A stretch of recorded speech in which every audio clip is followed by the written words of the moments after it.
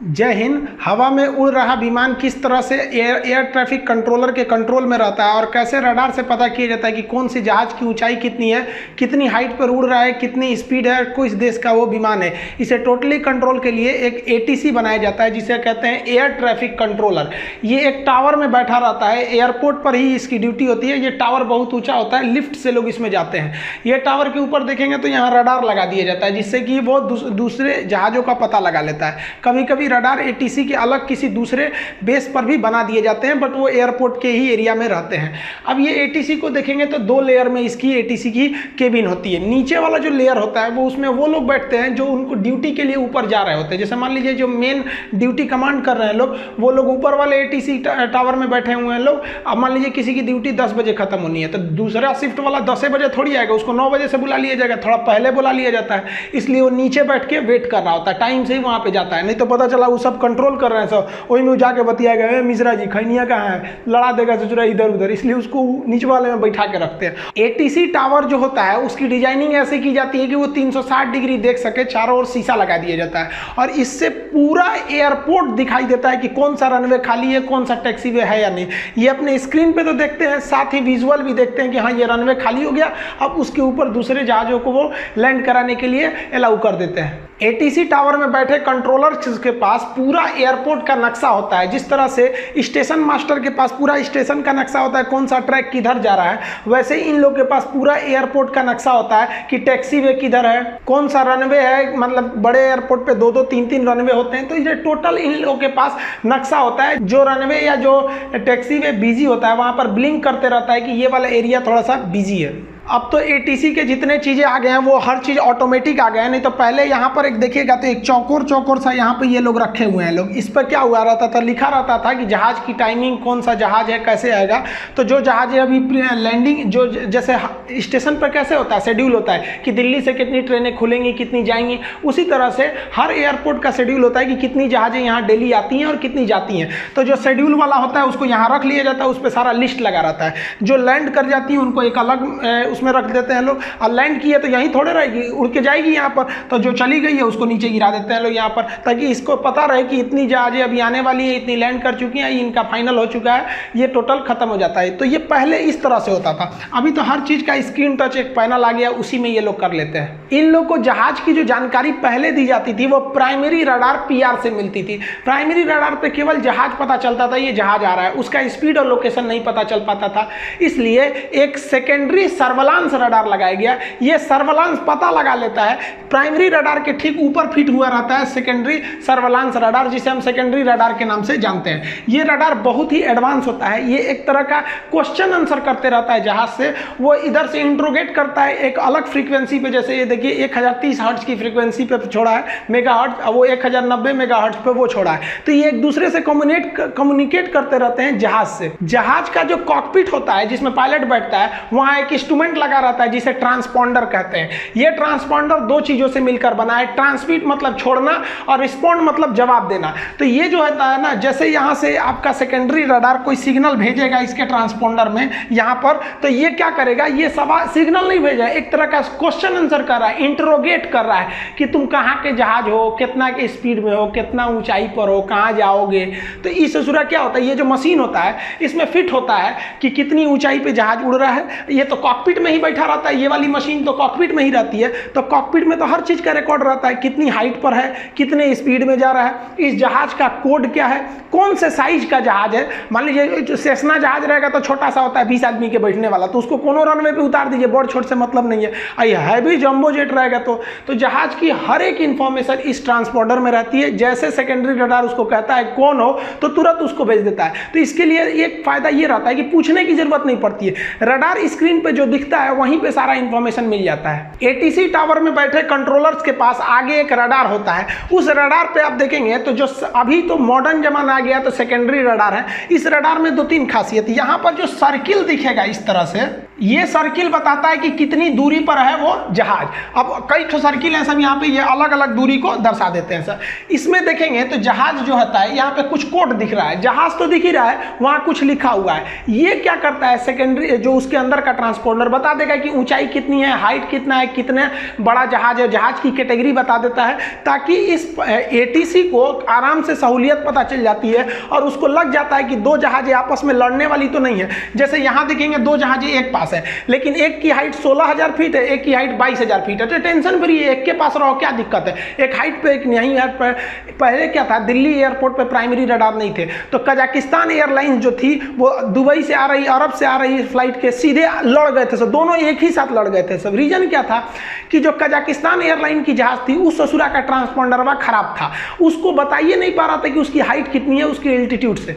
तो ये दिल्ली एयरपोर्ट वाला उसको बोला कि भाई तुम 15,000 पे रहो, सऊदी वाले को कहा कि तुम रहो भाई ऊपर 20,000 पे, लेकिन उस वाला का खराब था, ये चल गया, दोनों आ गए से 20 पे। सऊदी वाला तो ठीक से था जो उधर से था, कजाकिस्तान वाला थोड़ा सा गड़बड़ किया, दोनों आके आपस में लड़ गए थे। लेकिन अगर उस वक्त दिल्ली में सेकेंडरी रडार रहता तो उसका खराब था तो क्या दिक्कत है, इधर तो पता चल सकते थे, हालांकि ट्रांसपोंडर खराब था तो इसको भी गलत जानकारी मिल सकता था। तो ये सेकेंडरी रडार बहुत मदद करता है। सेकेंडरी रडार में आप देखेंगे कई इंफॉर्मेशन लिखे रहते हैं, इसमें एयरक्राफ्ट की आईडी रहती है कि कौन से देश का जहाज है, उसमें एल्टीट्यूड लिखा रहता है, डेस्टिनेशन कहाँ जाना है उसको ये कोई ज़रूरी नहीं है, लेकिन स्पीड और एयरक्राफ्ट का टाइप यहाँ लिखा रहता है। तो ये यहाँ पर आपको एक जहाज दिख रही है, ये वाला एरिया ऐसे, अब ये जहाज का यहाँ सारा इंफॉर्मेशन दे दिया, यहाँ पर एक जहाज दिख रही है, यहाँ इसका सारा इंफॉर्मेशन दे दिया। तो सेकेंडरी रडार जो होता है वो स्क्रीन पर हमको हर एक जानकारी दे देता है। ये सेकेंडरी रडार को जानकारी ट्रांसपोंडर की मदद से मिल गई रहती है। इस तरह से एटीसी टावर में बैठे कंट्रोलर की स्क्रीन पर ढेर सारे जहाजें दिखती हैं, लेकिन उससे वो कंफ्यूज नहीं होता है। जबकि रेलवे में स्टेशन मास्टर को देखिए ना, उसको केवल बत्ती दिखाई देती है और कंट्रोल पे पूछता है कौन जहाज है, मतलब कौन सी ट्रेन निकल रही है, उसको बत्तिया पे थोड़े लिखला रहता है कि राजधानी निकली कि शताब्दी निकली। लेकिन यहाँ पर देखिए इसको तो एकदम अच्छा से बत्ती भी दिख रहा है कि कौन सी जहाज आ रही है और वहाँ पे सब चीज़ उसके बारे में लिखा है। ये लोग भी हैबिचुएटेड हो जाते हैं कि कितनी जहाजें आएंगी कितनी नहीं आएंगी, आपको ही पता है जहाजों का शेड्यूल होता है। ये ट्रांसपोंडर जो होता है ये बेसिकली 3 टाइप के होते हैं जिन्हें मॉड कहते हैं। मॉड अल्फा ये उतना अच्छा नहीं होता है, केवल एल्टीट्यूड वगैरह बता पाता है, उससे ज़्यादा कुछ नहीं। उससे थोड़ा अच्छा होते हैं चार्ली एस सी, और सबसे एडवांस अभी जो हो रहा है सिरिल मोड का आ रहा है। ये जो होता है एस टाइप का जो ट्रांसपोंडर होता है ये हर एक इंफॉर्मेशन दे देता है। अभी जितने बड़े जहाज हैं उसमें मॉड एस टाइप का ही ट्रांसपोंडर लगाना पड़ेगा। ट्रांसपोंडर में क्या होता है, एक स्क्वैग कोड भरना होता है। हर जहाज का अपना एक आइडेंटिफिकेशन एक कोड होता है, जैसे आपके गाड़ियों का नंबर होता है वही इस ट्रांसपोंडर में भर दिया जाता है। यहाँ नंबर होता है चेंज करने का, जैसे इसने लिखा है यहाँ पे जो भी नंबर यहाँ पे देख रहे हैं ये नंबर लिख देगा, कोड भरेगा। यहाँ पे नीचे जो होता है स्वैप कोड इनपुट के लिए बटन दिए रहते हैं, यहाँ पे वो बटन दे सकता है, यहाँ पे एल्टीट्यूड वगैरह दिखाई दे रहा होता है तो यहीं से भरना होता है। जैसे इसने भर रखा है कि 1725 1725, तो एटीसी के डिस्प्ले में क्या दिखाई देगा 1725, यानी ये जहाज का कोड है। अगर कोई गड़बड़ी करेगा तो इसी जहाज के कोड से पकड़ा जाएगा। जैसे किसी के एक्सीडेंट करके आप भाग जाते हैं तो आपका गाड़ी का नंबर होता है ना, वैसे एक तरह से कर दीजिए तो एटीसी को ये नंबर दिखाई देगा कि ये किस आईडी की जहाज है। कॉकपिट में बैठे पायलट को कभी बड़ी भयानक समस्या का सामना करना पड़ता है। जैसे मान लीजिए कि जहाज हाईजैक हो गया, हाईजैक होने पे क्या करते हैं सब ना, जो हाईजैकर होते हैं कॉकपिट में घुस के खोपड़िए पे बंदूक भिरा देते हैं, कहते हैं कुछ मत करना, बताना भी मत कि हम हाईजैक हो गए हैं। अब क्या होगा, बता देगा कि हाईजैक हो गए तो खोपड़िए उड़ा देगा यहाँ पर, और नहीं बताएगा तो एक कहीं और उड़ा के लेके चल जाएगा। एक और समस्या क्या होती है कि जो जहाज होता है उसका नेविगेशन सिस्टम होता है, रडार होता है, रेडियो होता है जिसपे वो बात कर रहा होता है। कभी कभी वो रेडियो सिग्नल काम नहीं करता है या नेविगेशन ही गायब हो जाता है, उस सूचना गायब हो जाएगा, हवा में फ्यूल खत्म होगा, दबाक दे गिरेगा कहीं, तो एक ये समस्या है।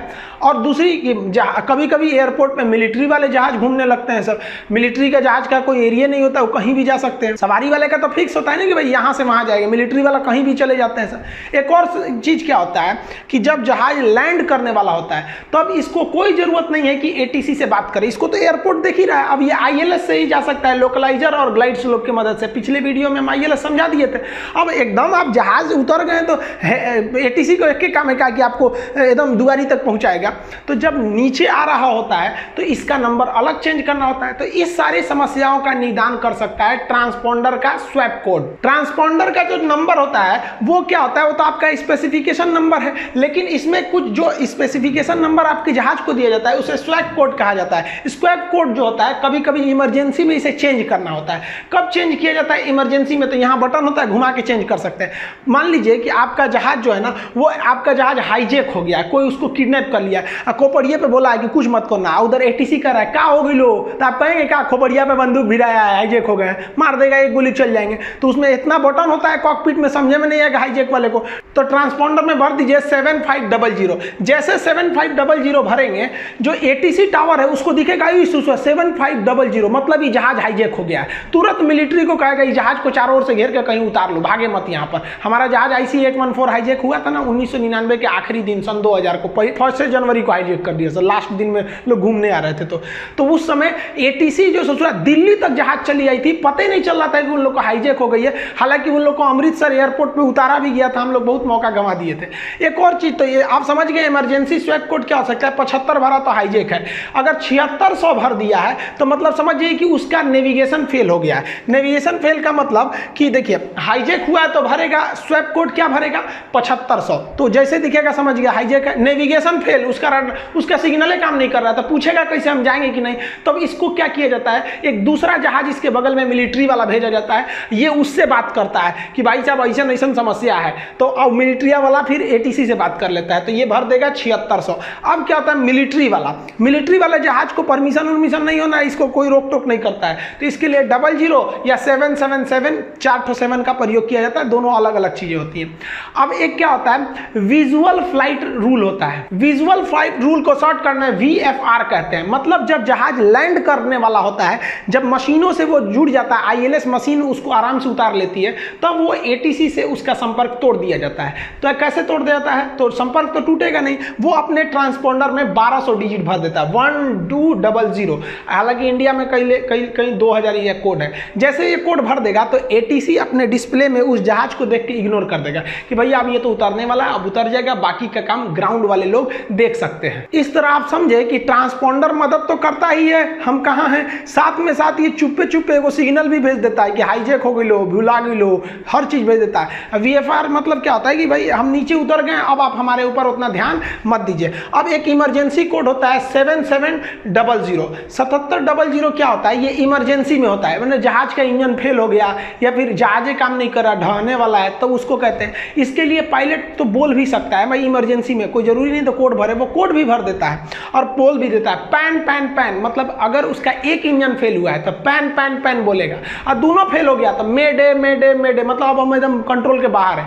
तो जैसे ये ATC को स्क्रीन पे 7700 दिख गया या फिर मेडे मेडे या पैन पैन सुनाई दिया, सारा एयरपोर्ट को क्लियर कर देगा, कहेगा भाई जहां मन उतर जाओ, कोई दिक्कत नहीं, जहां मन उतर जाओ, सब खाली है तुम्हारे लिए। अब इस बार जो कोझिकोड में दुर्घटना हुई, अब वहां ना पैन पैन बोला गया ना मेडे मेडे बोला गया। ब्लैक बॉक्स में पूरी रिपोर्ट आएगी कि बोला गया था या नहीं बोला गया था। अभी तक तो नहीं पता चल पाया है कि कोझिकोड में क्यों हुआ था, क्योंकि दो बार गो अराउंड होने का मतलब कुछ ना कुछ तो प्रॉब्लम है।